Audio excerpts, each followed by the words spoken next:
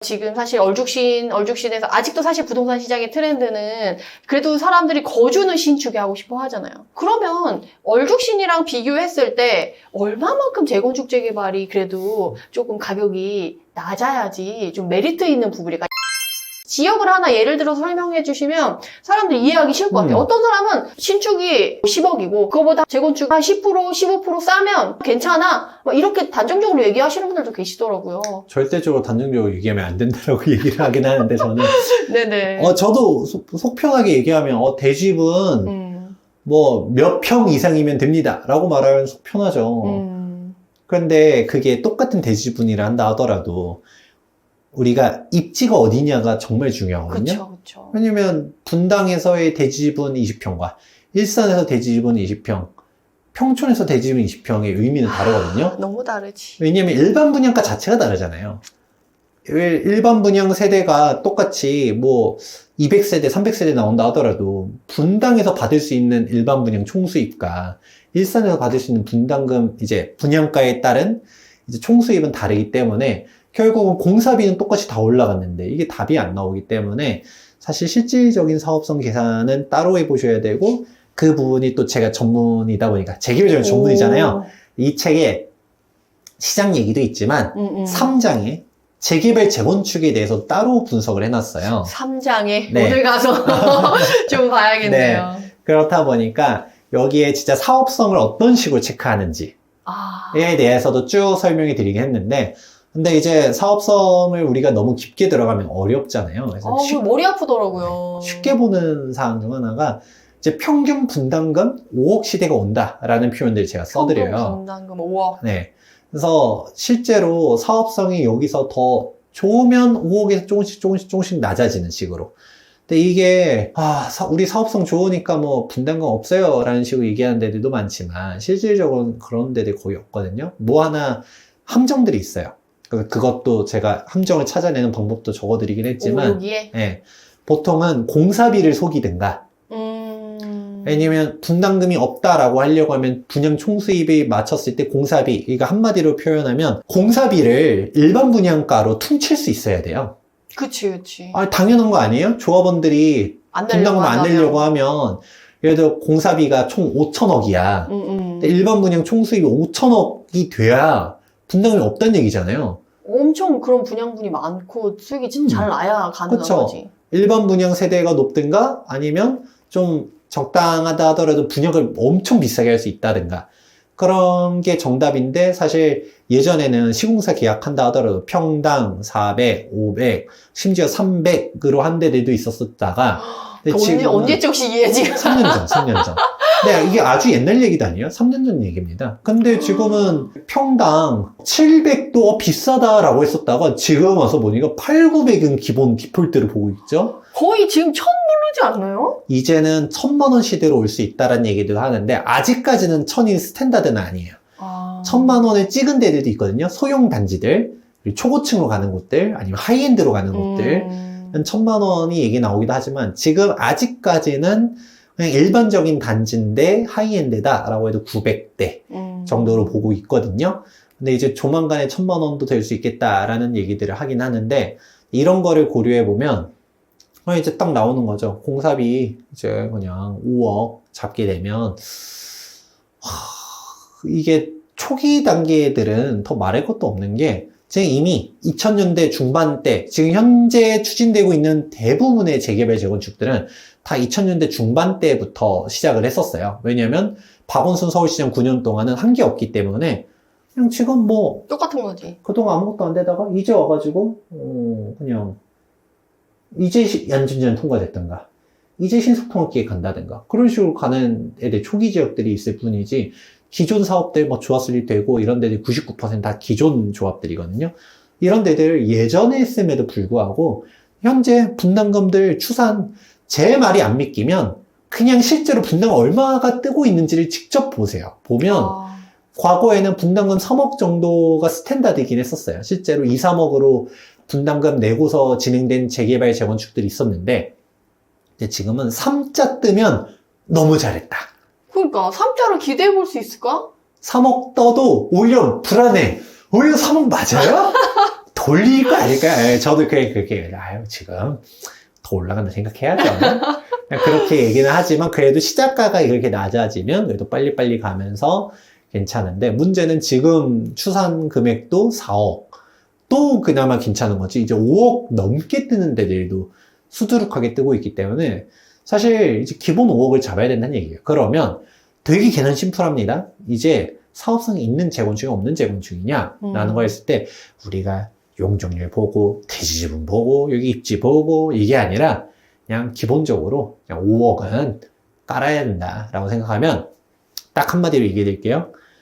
인근 신축 아파트보다 몇 퍼센트 싸 이런 식으로 하면 절대 안 됩니다. 10%라는 게 그러면 집값이 5억인데는 5천만 원만 싸도 재건축 된다는 얘기예요? 아니, 그러니까. 저는 그렇게 얘기하시는 분들, 너무 저거는 좀 가이드가 좀 그렇지 않나? 좀 그렇게 생각해서 그걸 여쭤보는 거예요, 역으로. 이거 전문가가 아닌 거거든요. 그러면 오히려 액면가가 중요해요. 공사비는 지방도 똑같고요. 그치. 서울도 똑같고 같은 경기도 시멘트니까. 똑같아요.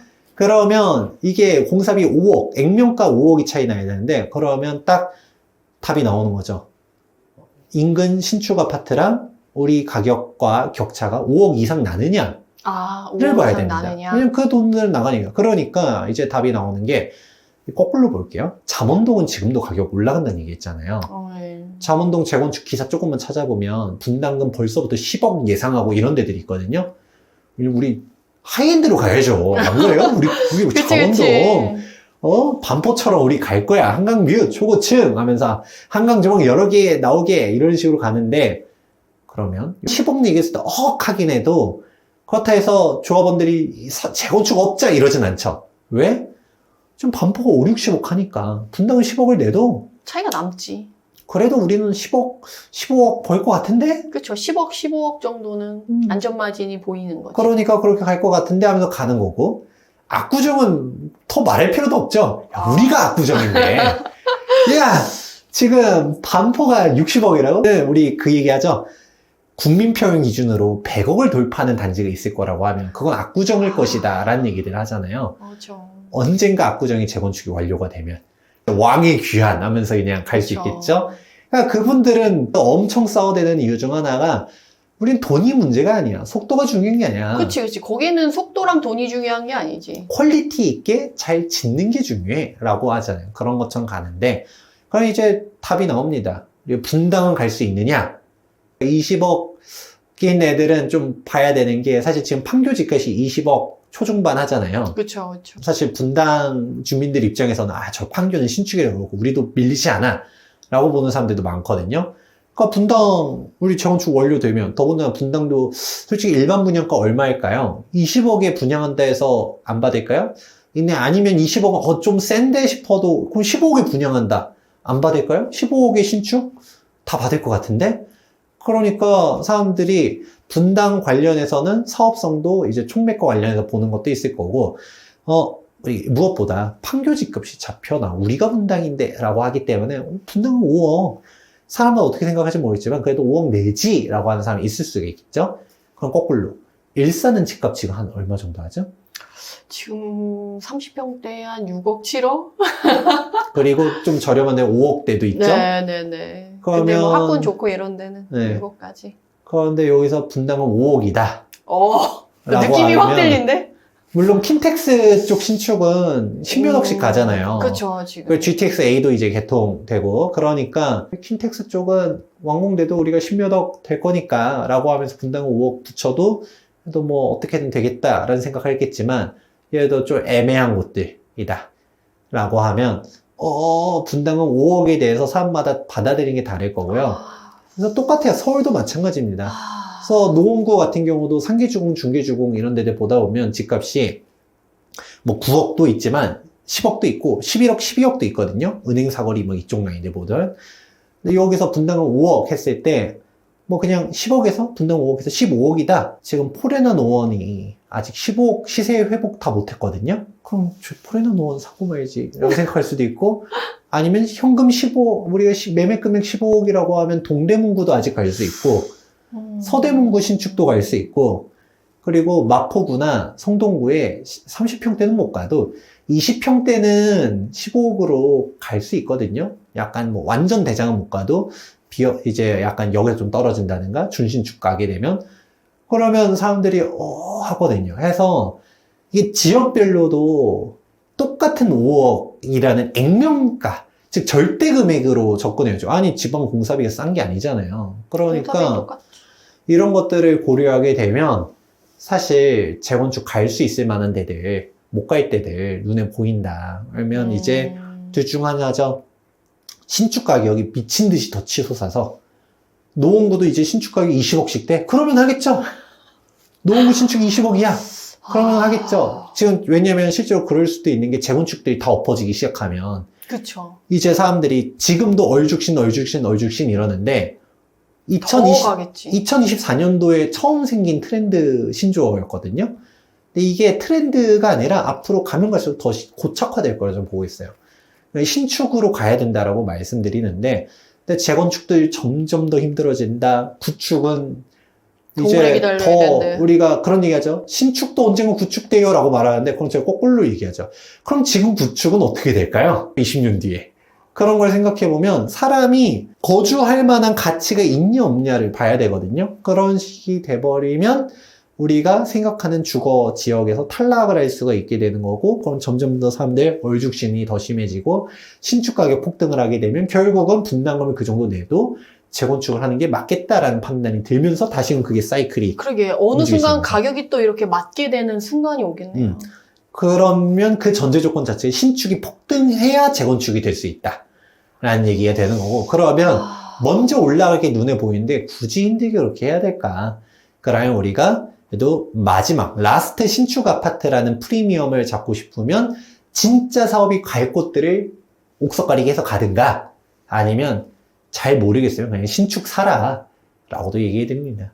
그러게 사실 요새 공사 됐을 때 공사가 요새 좀 신축들이 신축인데 고칠 게 너무 많아. 신축 같지 않은 신축이 많이 나와서 차라리 지어진 확인된 애들을 들어가겠다라고 하시는 분들도 많으시거든요. 요새 입주 점검 때 워낙 많이 나와서.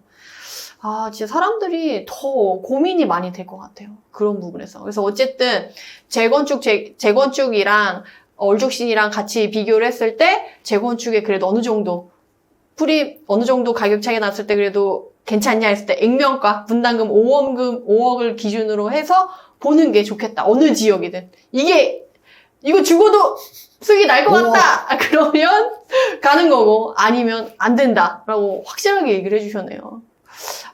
오늘 결론이 딱딱딱 나와가지고 들으시는 분들이 설명은 이렇게 들어서 이해가 됐고 결론이 딱 나왔으니까 이렇게만 움직이면 되겠다라고 생각하셔가지고 너무 도움이 많이 되실 것 같아요. 그럼 제가 얼핏 듣기에 어떤 느낌이냐면 그럼 재건축 올스톱되면 가격 흔들릴 수밖에 없겠는데? 기회 시기가 될 수도 있지 않나요? 솔직히 최근에 윤석열 정부 들어와서 재건축 재개발 규제 완화하고 활성화하면서 가격이 사실 많이 올랐어요. 생각보다 너무 높아서 진입하지 못하셨던 분들이 있는데 투자 목적으로 하는 분도 계시지만 지금은 실거주자분들이 많이 시장에 투입되어 있는 상황이잖아요. 그래서 내가 내 집 마련을 몸테크하면서 하겠다라고 하면 오히려 기회 시기가 될 수도 있지 않나요? 기회일 수도 있지만 기회가 아닐 수도 있겠죠. 왜요? 아까 얘기 드린 게 정답인데 재건축이 이제 정권이 어떻게 되냐에 따라서 흔들리게 되면 내가 몸테크 하려고 들어갔지만 몸테크가 10년 동안 해야 될지 20년을 해야 될지 30년을 해야 될지가 모르는 거잖아요. 근데 제가 얼핏 생각했을 때는 그래요. 이게 만약에 정권이 바뀌었어. 진보당으로 바뀌었어. 재건축이 올스톱 됐어요. 그래서 실망 매물이 막 나와요. 진행이 잘 된다고 했다가 진행이 안 되고 뭐 사업성 어쩌고저쩌고 얘기 나와서 사람들이 이제 나도 몸테크를 오래 하려고 했는데 도저히 못 버티겠다. 그래가지고 물건을 던지고 나오는 사람들이 많아져서 가격이 떨어져요. 그러면 가격이 너무 높아서 못하다가 좀 떨어져서 내가 진입하는 사람이 생겼어. 다음 정권엔 못 움직여도 그 다음 정권에 혹시나 희망을 걸어가지고 좀 길게 보는 거지. 왜냐하면 학부모들은 초등학교 때 들어가서 고등학교 졸업하고 나오거든요. 그러면 몸테크 하는 기간이 딱 맞거든. 역시 이제 메디테라님은 또 한 발 나아가서 이제 말씀해 주시는데 저도 그런 얘기들을 해요. 그래서 딱 어떻게 얘기하냐면 재건축을 바라보고 가면 숨 넘어가요. 왜냐면 다음 정권 어떻게 될지 모르니까 재건축 일단 다음 정권 때 거의 멈춰버리고 다 인허가도 사실 다 막아버릴 거거든요. 그래버리면 이거 어떡해? 라는 생각들, 그리고 재개발, 재건축 규제 완화를 해주던 거 올 수도 돼버린다. 이거 어떡하 될까? 그리고 재건축 초과이익 환수제 앞에서 아니면 정부 바뀌어도 우리 재건축 지원해줄 겁니다. 대표적으로 우리 분당에는 이렇게 얘기해도 되는지 모르겠지만 우리 양지마을에 그분이 가지고 계시잖아요. 그러니까 요즘 이푸마라는 얘기들도 나오고 있고, 그런데 뭐 분당 되지 않겠어? 라고 했을 때 거기도 뭐 이것저것 지원해주는 거 사실 민주당이 집권한다 해가지고 일기 신도시 내버려 두겠어요? 당연히 지원해줄 거라고 생각하거든요. 문제는 재건축 초과이익 환수제를 없애는 게 핵심이라는 얘기인 거죠. 이게 없어지지 않으면 아까 말한 것처럼 반포 강남 돈 많은 사람들한테 삥을 뜯어야 돼 라는 생각을 해버리면 빵 터지면 사실 분당도 남의 얘기가 아니거든요. 그렇긴 하죠. 근데 재건축 초과이익 환수제가 어쨌든 준공에서 입주할 때쯤에 내는 그렇죠. 거잖아요. 그러니까 일단은 이게 사업들은 멈출 수 있겠지만 딱 메이테란이 얘기했던 것처럼 어쨌든 간에 우리 지금 분당도 지금부터도 국토부교통부는 2027년도 착공, 30년 준공이라 말하지만 말도 안 되는 절대 안 돼, 속도거든요. 절대 안 돼. 네, 이거는 어서 조합도 그런 스케줄은 말 안 하는데 어디서 미지의 숫자를 갖고 와가지고. 그런데 그렇게 되면 진짜 문제일 수 있어요. 2030년도 준공하면 문제일 수 있겠죠. 우리도 지금부터 10년, 15년 보기 때문에 상관없어 라고 하면 딱 얘기한 것처럼 흔들릴 때 매수하는 게 기회일 수 있는데, 그러면 전반적으로 우리가 입지 대비해서 그냥 여기 재건축 신축하고 가는 게 아니라 그 자체 입지가 소구력 있는 곳들은 저는 기회라고 봐요. 그러니까 아까 말한 것처럼 분당은 재건축 안 된다 해서 뭐 안 좋은 입지인가요? 아니죠. 그냥 그 거기는 자체가- 살기 너무 좋지. 그렇죠. 분당 학군도 워낙 좋고, 워낙 임장 열심히 하시지만, 분당, 우리가 순회, 서현, 사람들 다 좋아하고, 정자도 사실 그렇다 해서 밀리는 것도 아닌 거고, 그리고 평촌도, 우리 그 전에 저희 채널 오셔서 한번 그 얘기도 했어요. 평북이 어떻고 평남이 어떻고 네. 하면서, 또 학군 생각하면 평남이라고 하셨었잖아요. 그러니까 그런 식으로, 어쨌든 애 키우고, 교통 잘 되어 있고, 그냥 이 가격이면, 부축으로 접근해도 나쁘지 않아라고 생각하면 가는 겁니다. 맞아요. 제가 그래서 일개 신도시 선도지구 발표되고 나서 제가 사람들한테 말씀을 많이 드린 게, 이거 재건축 안 돼도 어쨌든 재건축 안 돼서 실망 매물 나와서 가격이 싸게 나오면 오히려 거주하면서 있기에 너무 좋다라고 얘기를 많이 했었거든요. 그래서 실제로 일기 신도시도 선정이 됐냐 안 됐냐에 따라서 가격이 확 나버렸잖아요. 그렇죠. 근데 이게 전략이 다 다른 거죠. 선정된 곳이 빨리 갈 거야 하면서 투자한 사람도 뭐 그게 잘못된 판단은 아닐 수 있고, 근데 실망 매물을 보면서도 이 가격이 괜찮은데? 하고 들어가는 것도 틀린 선택은 아닐 수 있거든요. 이번에 그 분당에서 될 것 같다라고 생각했는데 안 된 고기가 있잖아요. 거기는 실망 매물 나온다고 하면 너무 괜찮을 그렇죠. 곳이어가지고. 그냥 그 자체로 입지를 한번 보시면 아는 거고, 그리고 실제로 제가 맨 처음에 정비사업들이 전반적으로 흔들린다라고 했지만, 이 와중에서 올라가는 데도 있다는 얘기 하나 했잖아요. 네. 거기가 어디냐면 바로 압구정이에요. 압구정은 정말. 압구정은 사실 인허가권자도 그렇고 그냥 매번 째려보는 곳이잖아요. 너무 상징성이 크다 보니까. 그렇죠. 그래서 쉽지 않을 가능성 높거든요. 근데 아이러니하게도 압구정은 그냥 계속 올라갑니다. 거기는 그런 거랑 상관없이 그냥 가져가는 데니까. 그래서 제가 뭐라고 표현하냐면 압구정은 이거는 머리로 이해해서 사는 게 아니라 가슴이 시켜서 사는 거라고 하거든요. 우리가 압구정 여기 언제 될까요? 라고 하면 15년 뒤에도 될까? 한다 하더라도 그게 중요한 게 아니죠. 나 압구정 오너야. 그냥 가지고 있다는 것만으로도 마음이 풍족해지는. 따뜻해져. 또 이게 제가 재개발 재건축으로만 얘기했지만 재건축 규제는 당연히 셀 수 있어요. 근데 압구정 어차피 10년 내에 될 것 같지 않아요? 그러면 정권 또 바뀌겠지. 그럼요. 그러면서 이제 여유롭게 보는 거거든요. 그러니까 어떻게 따지면 일기 신도시 주민들도 너무 뭐 국토부의 말을 믿어서 2030년도 준공을 믿고 있었다면 제 할 말은 없지만 그냥 마음 편안하게 우리도 10년 넘게 걸려 라고 생각하면 제초안은 계속적으로 이거 문제입니다 라는 것들을 얘기를 하는 거고, 오히려 발등에 불 떨어진 곳들은 애매한 곳들. 속도가 빨라. 사업 시행가 받았어. 근데 제초안에 대한 기준점 2017년도 12월 30일 전에 관리처분은 신청 못했어. 시공 선정 받았어. 그래서 우리는 간다라고 하는데 속도는 내고 있는데 그 앞에 재건축 초과이익 환수제가 딱 하고 이제 선도부장처럼 딱 기다리고 있는 거예요. 빠따 들고 그럼 어떻게. 그러니까 여기가 가마라. 오히려 초기 단계는 가격도 싸잖아요. 그치. 그러니까 싼 맛에 갈 수도 있어. 근데 속도가 붙어 있는 곳들은 가격도 붙어 있거든요. 근데 그 가격 프리미엄을 줄 만큼이냐 아니냐가 이 재건축 환수금 때문에 애매하다. 그런 곳들은 좀 두려워해야 될 필요가 있고, 근데 그걸 고려하게 되면 재건축은 전반적으로는 어려울 수 있겠다. 아니면 그거를 감안했을 때 가격이 조금 눌려 있는 곳들이 나온다. 그러면 이제 딱 메디테라니안 마인드가 너무 좋죠. 어쨌든 우리 선정도 안 됐어. 손도 지고 떨어졌어. 그러면 어쨌든 실방 매물 나와 있고, 재건축 때문에 손도 지고도 빨리 못 갈 것 같아. 그래, 어차피 기다려야 돼. 재건축 초과위 환수제 이거 결정 날 때까지 또 기다려야 되고. 그러면 지금 가자라는 것도 저는 훌륭한 선택이라고 보고 있고요.